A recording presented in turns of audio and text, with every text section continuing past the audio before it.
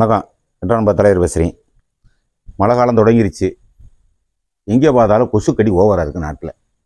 ஏற்கனவே கொசு மருந்தெல்லாம் இப்போ அடிக்கிறது இல்லை சரியா. ஏற்கனவே பஞ்சாயத்து போர்டு தலைவர்கள் பதவி பூரா முடிகிறதால யாருமே எங்கேயுமே லைட்டு மாட்டலை. அவங்க பாட்டு விட்டுட்டு போயிட்டாங்க. ஏன்னா இது எதுக்குடா நமக்கு இந்த வேலை, பில்லு வராது, அது வராது, இது வராது, இது நம்ம ரிஸ்க் எடுக்க வேண்டியதில்லை, அடுத்த வர்றவங்க பார்த்துக்கிறாங்க அப்படின்ட்டு அவங்க போயிட்டாங்க.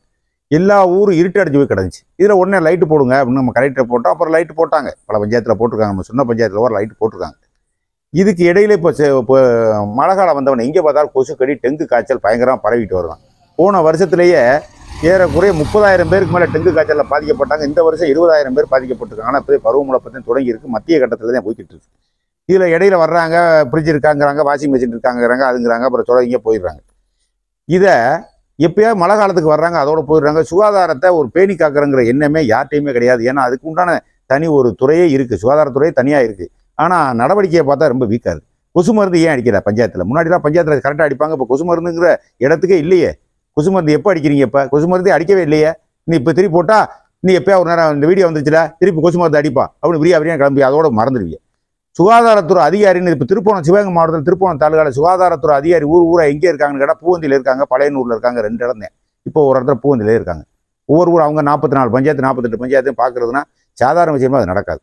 இது அவங்க எந்த ஸ்டெப்பும் எடுக்க முடியாது. அவங்கள்ட்ட எந்த அதிகாரமும் இல்லைங்கிறாங்க. கேட்டால் அந்த இடத்துல ஏன் குப்பை ஓட்டியிருக்க அப்படின்னு கேட்டால் அவங்களுக்கு அதிகாரம். அவங்க பஞ்சாயத்து போர்ட்டில் சொல்லணும், பஞ்சாயத்து போர்ட்டுக்காரையும் அல்லணும். அங்கேயே கொட்டாச்சி கிடக்கு, அங்கே மழத்தண்ணில் கிடக்கு, அங்கேயிருந்து தெங்கு தொடங்குது.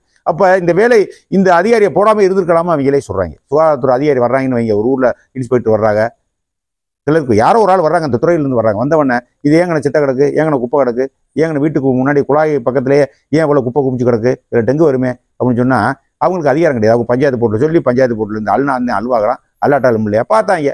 அவங்க சொல்கிறதே இல்லை.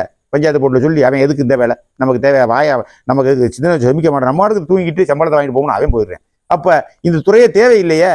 இந்த துறையை தேவையில்லையப்பா. வசூல் பண்ணுறதுக்கு ஒரு பஞ்சாயத்து கிளருக்கு போட்டிருக்கல, நிர்வாகம் பார்க்குறதுக்கு. அது மாதிரி ஒவ்வொரு ஊர்லேயுமே ஒரு பஞ்சாயத்து சுகாதாரத்துறை ஒரு அதிகாரி போட்டு தனி ஸ்பெஷலாக போட்டு இந்த மாதிரி குப்பை கூட கொட்டினா, ஒரு இடத்துல கொட்டினா, இந்த மாதிரி கொட்டாச்சி இருந்தால் அந்த இடத்துல அவங்களுக்கு ஃபைன் போட்டு விட வேண்டியான, அவங்களுக்கு தனி அதிகாரம் கொடுக்க வேண்டியான. ஏன் அதை செய்ய மாட்டேங்கிறீங்க?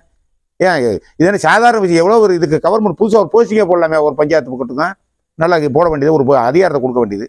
நீயே டேரெக்டாக அவரே டேரெக்டாக உத்தரவு விடுறாப்புல இருக்கணும். அவரை குப்பை இருந்தால் அவங்க ஃபைனு 500,000 ஃபைன் உடனே போட்டு போய்கிட்டே இருக்கணும். அப்போதான் ஒழுங்குபடுத்த முடியும். இங்கே பார்த்தாலும் பார்த்தீங்கன்னா பிளாஸ்டிக் பை, சுகாதாரமே சுத்தமாக இல்லை. உள்ளே வந்து பார்த்தாங்கன்னா ரொம்ப மோசமாக இருக்குது. சுகாதாரம் கடுமையாக மோசமாக இருக்குது. தமிழ்நாடு சர்க்கார் என்ன நடவடிக்கை எடுக்க போகுதுன்னு தெரியல. கேட்டால் அந்த வெள்ள நிவாரண நிதிக்கு நாங்கள் வெள்ள தடுப்பு நிற்கு நாங்கள் ஆலோசனை நடத்துகிற கலெக்டர் ஆஃபீஸில் பொழுத கடத்துறாங்க. 24 எங்கே போகிறோங்க, அங்கே போய் அதேன். இது தேவையில்லாத வேலை. இது நம்மளே நம்ம பார்த்துக்கிட்டாத்தேன். இதுக்கு அரசாங்கம் நம்மளுக்கான தேவையே கிடையாது. அப்படித்தான் போய்கிட்டு இருக்கு. நம்மளே நம்ம பாதுகாத்துக்கிறோன்னே ரஜினிகாந்த் நிஜமான படத்தை சொல்லுவார்.